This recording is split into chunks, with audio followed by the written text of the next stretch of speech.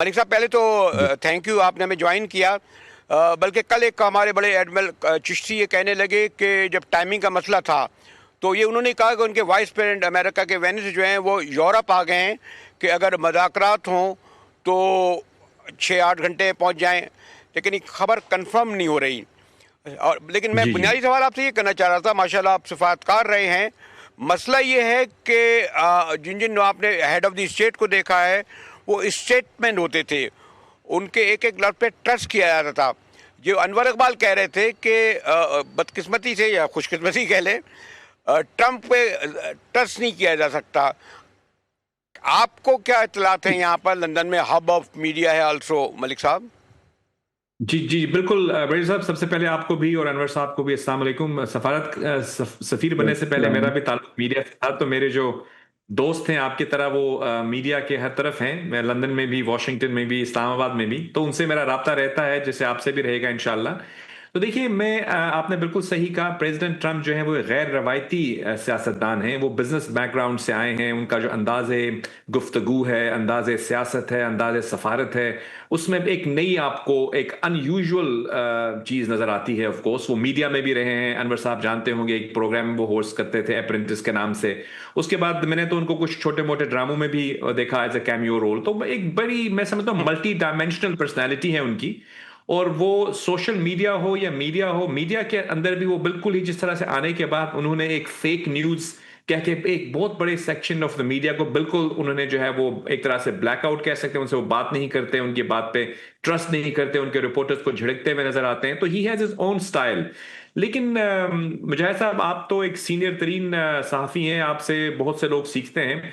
लेकिन ये मैं देख रहा हूं कि जो स्टेटमेंट उनकी आती है, मैं तो उसको दो पहलुओं से उस पर नजर डालता हूं। एक तो वो रेटरिक होता है, उसको मैं यूजुअली इग्नोर कर देता हूं, क्योंकि मैं समझता हूं ये उनके अंदर का जो मीडिया पर्सन है या बिजनेसमैन है, शायद वो बोल रहा है। लेकिन कुछ उसके एलिमेंट्स ऐसे होते हैं जो गालिबन जो उनको स्टेट डिपार्टमेंट या मार्को रूबियो या जो भी उनके एडवाइजर्स हैं वो उनको बताते हैं। तो ऑफ कोर्स वो एलिमेंट, जो window of opportunity of dialogue जो है, वो बिल्कुल उसमें मुझे नजर आती है।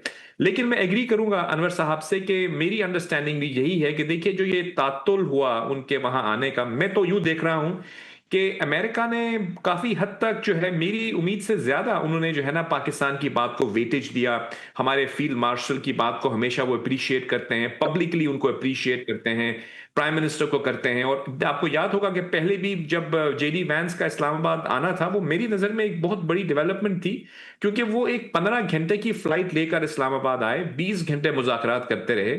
और अभी दोबारा भी जब ये कहा गया ईरान की तरफ लेकिन से कि अगर मलिक साहब जेडी जितना वैंस आना, मलिक साहब sorry to interrupt you, sorry to interview, जितना उनका आना ब्रेक थ्रू था उतने इसी तरह उनके जाने पर भी बड़ी मायूसी हुई, क्योंकि 21 घंटे का जी क़याम किया, 12 मरतबा उन्होंने अपने प्रेसिडेंट से रब्ता किया। पूरी दुनिया को और ख़ासतौर पर हमारा जो इस्लामाबाद है वो मफलूज है। तो ये जो अब अगर सेकंड राउंड होता है, क्विक आपसे पूछूं फिर मैं अनवर की तरफ आऊँगा, अगर अब भी सेटबैक हुआ तो इसका ज़्यादा नुकसान नहीं होगा? जी।